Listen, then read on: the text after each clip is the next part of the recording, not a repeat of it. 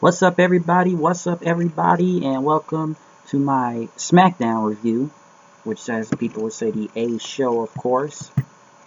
As we kicked it off in Memphis with Shane McMahon coming out to talk about the Royal Rumble, as he talked about who was in the Royal Rumble and is it in 2 weeks. But as soon as the Royal Rumble ends, 2 weeks after, there will be an Elimination Chamber pay-per-view. So there will be an Elimination Chamber match, which is kind of coming quickly, just 2 weeks after. But hey, SmackDown just got to come back with more pay-per-views. And these pay-per-views with WWE just kind of come back to back nowadays. It's been a break for a second, but they just come back to back with each other. AJ Styles then came out as he pretty much wanted to set things straight. He says, "Why do I have to defend my title at the Chamber? I've already beaten John Cena, alright?" And he pretty much said that, I'm ahead of time pretty much, I am the champion, I should be respected, and I will be the champion at the Rumble also. But Shane pretty much went on and said, "Let's see, you have to defend it first and see if you can make it to the Chamber." But Styles said, "This is unfair, I shouldn't be doing this. I can go back to Japan right now and bring the title with me and never come back the way I'm treated." Which I feel like he's done that before, but he talked about, "I've never been in an Elimination Chamber match, so why do I have to defend my championship?" And it's idiotic, it's barbaric. But Cena came out, and as soon as Cena was about to talk, Styles says, "You don't get to say anything since your brother-in-law gave you a title shot." And he still didn't want to be in Elimination Chamber just 2 weeks after the Rumble. And as people chanted AJ Styles very loudly, which people look at him as a face anyway, since he's the man out there, and they did the whole AJ Styles and "Let's Go Cena" thing again. He says, "Stop pretending to care," and that SmackDown is against AJ Styles, and who's going to be next to steal the spotlight from me, huh?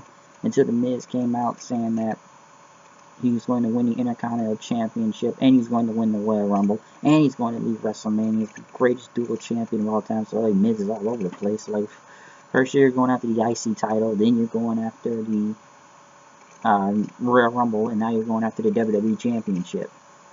And Styles said, "Listen, Miz, you stand there with whatever your glasses and hiding behind your wife and whatever." And he says, "But you're nothing, okay? I've already beaten you." It's pretty much, Miz says, "I was beating John Cena before beating John Cena was cool, and I beat him at WrestleMania, and you and your, whatever, soccer mom haircut, while you in Japan growing that soccer mom haircut and stuff." But Cena pretty much egged both of them on, saying, AJ says, he says he's better than you, and he told Miz to stand behind him trying to be funny, are you guys gonna do that, huh? You're gonna take that from him? He's questioning your manhood, since AJ said, ever since I kicked your teeth out, you ought to be limp. Just ask Maurice how you're limp. Which I know that joke was going. And since Cena was able to pit both of them against each other, make them look like idiots in a way, saying "You gonna take that from him? Aren't you gonna do something about it? You're not gonna do that, are you?" As Shane McMahon then made a match with both Miz versus AJ Styles.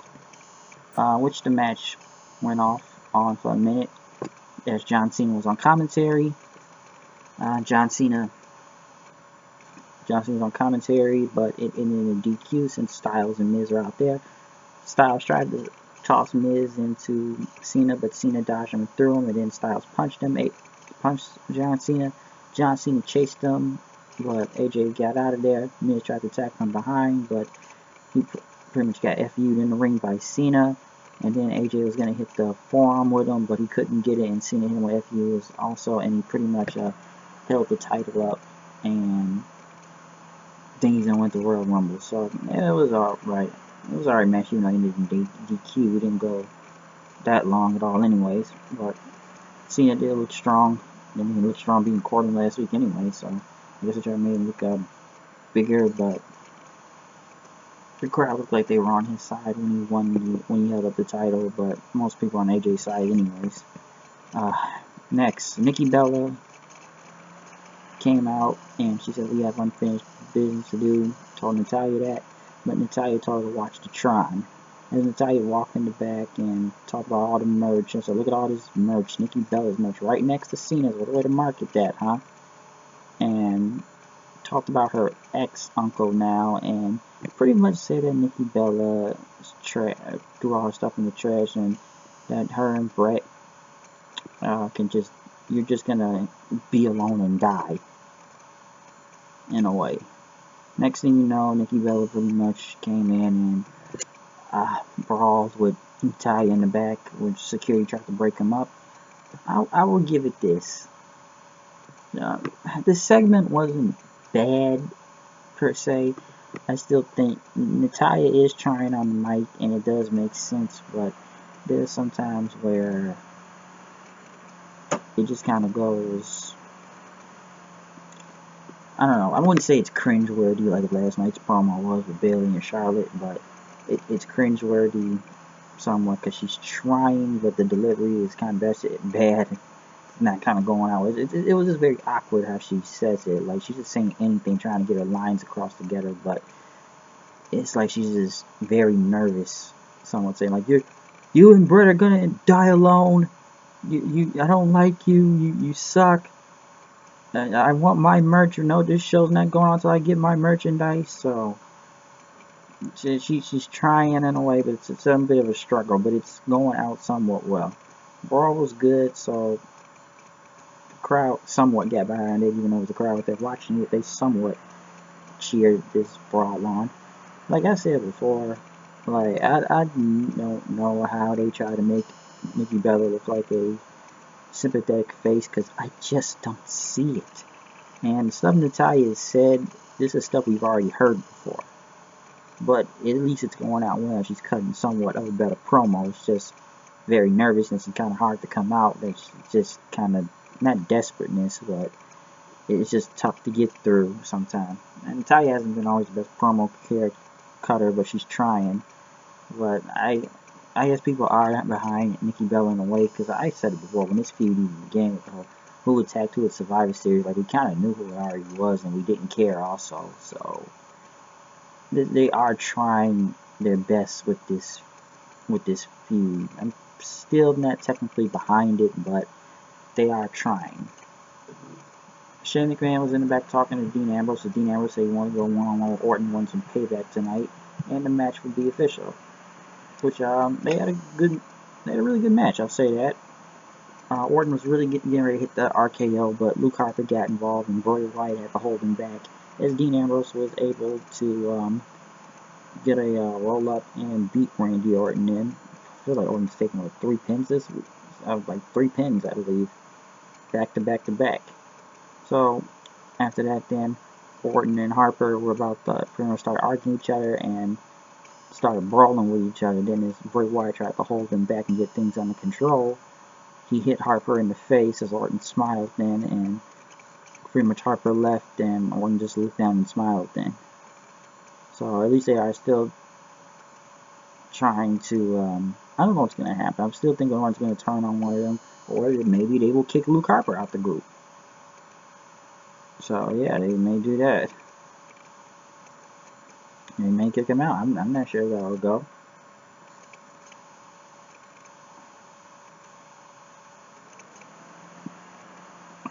Yeah, pretty much injured after that then, so I don't know where this could go or anything, but we'll have to find out and see. Either Orton will turn on him, and I'll say this right now since they announced this later tonight. Next week it will be Randy Orton versus Luke Harper one-on-one to settle this out, and that the entire Wyatt family will be in the Royal Rumble. I expect the Wyatts to attack Braun Strowman for some reason, so Bray can get some more payback on him. Almost like they did Survivor Series, or Orton will turn on him. But we'll find out and see how that goes. Then, because like I said before about the Rumble in the last review, when you say you're in the Rumble, you're in the Rumble. We're going to enter the Royal Rumble. We're in. There we go. Like, you don't even have to, like I say, qualify. You can just say you're in the Rumble and you're good. Jerry the King Lawler was here for the King's Court, which he was in his full gear for some reason, like he was going to wrestle. And he brought out Ziggler.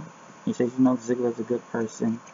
but your goodness is fading, like the bleach in your hair, and you've been frustrated losing matches, and what you did to Kalisto and Apollo Crews just didn't work after they showed that footage. But Ziggler remained silent, and he knew King would bring up and try to embarrass him in front of his family and friends in Memphis, but they showed the clip, which I kind of saw. Shit. It's they go knock my own hand and look like an idiot right there. But, excuse me, they're going to show the footage, and which I kind of think they were going to go through this for some reason, and I kind of somewhat saw this coming, but they showed the heart attack, well, not heart attack, but they showed Ziggler doing the elbows on King back about in 2012 when Jerry Lawler suffered that heart attack on Raw, and Ziggler pretty much said, like, you know, Lawler said, you know, you blame me and everything. He's told Lawler, like, you don't stop with the questions. I'm going to finish what I started 4 years ago. So pretty much he just threatened Jerry Lawler in the ring. So he just threatened to kill him. You're going to finish the job, so you're just threatening to kill the guy right now. You're going to kill him. And so, and then after that, Lawler pretty much went on to say that, you know, it doesn't matter how many times you change your attitude, you'll always be a loser. And Ziggler super kicked him right in the chest. And when King tried to get up, JBL, which was a funny part right here, but he tried to get out of his chair and ran, but couldn't make it. He tripped over the cord and stuff. And I don't even know why they had David Otunga try to make it sound funny in a way, saying like real lowly, looks like you tripped right there. So I was trying to get to my friend. And so, I don't know why they had Otunga say that line to JBL for it, but when JBL helped pick up Lawler, Lawler just kept calling out, Ziggler! Ziggler! And Ziggler left. I'm sure this will give him some heel heat. A lot of it. You gotta got a lot of heat for that. Okay, we get it. Like, you beat up the hometown hero that suffered a real heart attack.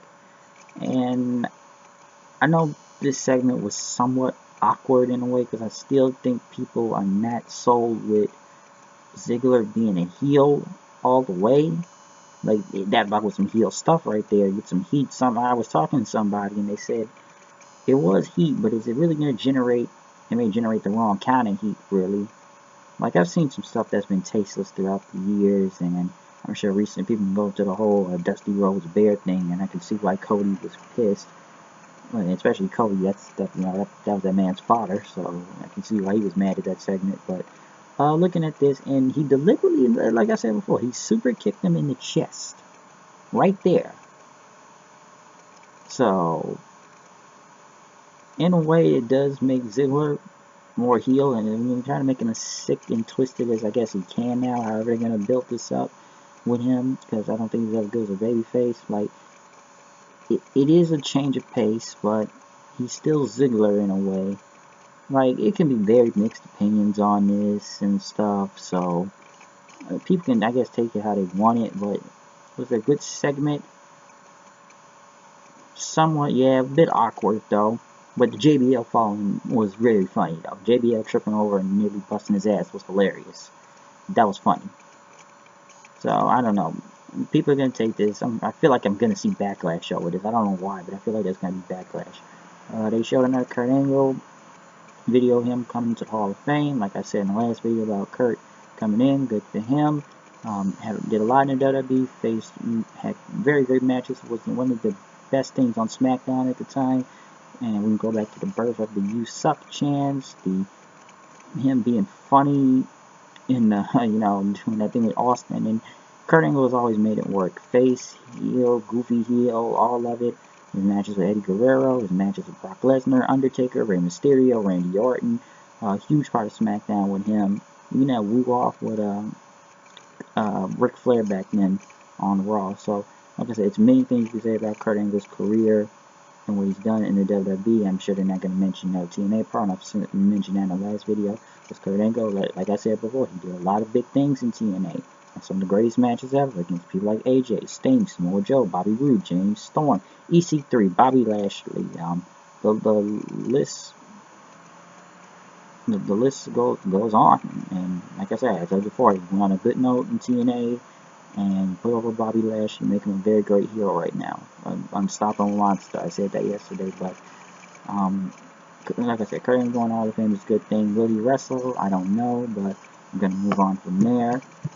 I just wanted to get a quick just a little quick synopsis of that, since they showed more clips. We could get about Milk-O-Mania. Can't forget about that also. But the main event, since there's only like 3 matches tonight, Becky Lynch versus Alexa Bliss in a steel cage match for the Women's Championship, which at least it was better than the Hell in a Cell with Charlotte and Sasha, where they botched everything. But this was a good match, I'll say that, and somewhat predictable finish in a way. I did like the exploder off the top rope when Becky did that move, even knocking off the cage. They didn't use the cage that much, but pretty much as predictable as going to be. She did get the disarmer, but La Luchadora came in and pretty much kicked Becky in the face. Bliss hit the DDT and won, and then after they tried to beat up Becky, but Becky was fighting back, and when she pulled the mask off, it was Mickie James. I wish this crowd would have been a little bit more excited. They were very... It seemed like they wanted to cheer, but it was very polite, like a polite reaction, not a big reaction, not even a big pop, really. I don't know, maybe it's because people knew it was going to be Mickie James, and we knew it wasn't Mickie James for the past other 2 weeks, because people already said it was like that Deonna Purrazzo girl, so you can tell like the difference. Come on, Mickie has more ass, so you know it's Mickie James when you see that ass, or titties or whatever, so you kind of know that. So people think maybe people already knew it was Mickie James, but she didn't get a big reaction, not a big pop, especially for the reveal. It's just like the crowd was just almost silent. It's like they were just, like they cheered, but it's like you didn't hear Mickie James chant, maybe just for the pop or anything. I don't know if they were in shock or whatever, but I don't know. The crowd was only hot. The only time the crowd was really hot was when they were going super over for Orton, and when Cena and AJ Styles were out there. And Lawler also. I feel like they didn't react that much after he kicked him in the chest, but yeah. But we know it's Mickie James now. Mickie James is on Smackdown. I don't know how long she'll do this thing with Alexa Bliss to go against Becky, but we'll see how this goes. At least they have another woman on the roster. Like I said, Smackdown, once again, always the better show. Just leaps and bounds across Raw most of the time. Because, like I said, I already spoke the Raw review. You can see that online right now, but SmackDown usually puts on a better show. It was a good show tonight, though, but it's still better than Raw. As for 205, I just don't know what to say about that show. After I saw last week, but half that crowd was gone.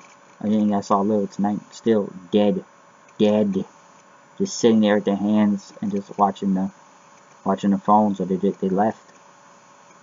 So I don't know how that would go, but that's my SmackDown review. It was, like I said, a lot of good things on the show. A lot of talking segments almost. Only about 3 matches that went on for a minute, but we got 2 weeks to the Royal Rumble. I'm sure more people will announce they will be in the Royal Rumble, of course. So you never know how it will go. Or the Elimination Chamber, which it looks like the 4 people they may have already with Cena, Styles, Miz. It looks like they're going through. Maybe Dean Ambrose, so he was dealing with Miz this week, but we'll see who gets in the Elimination Chamber. And you got Luke Harper versus Randy Orton next week, and they are, like I said before, they're all going to be in the Royal Rumble, so watch out for that too. But that's pretty much it for SmackDown tonight. Like I said, it's a pretty good show.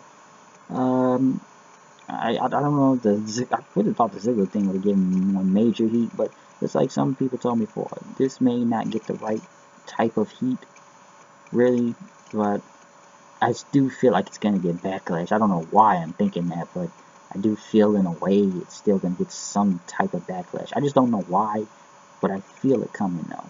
So, I could be wrong. But then again, you just have to find out and see. But I'm out of here. I'll see you guys later. Peace out.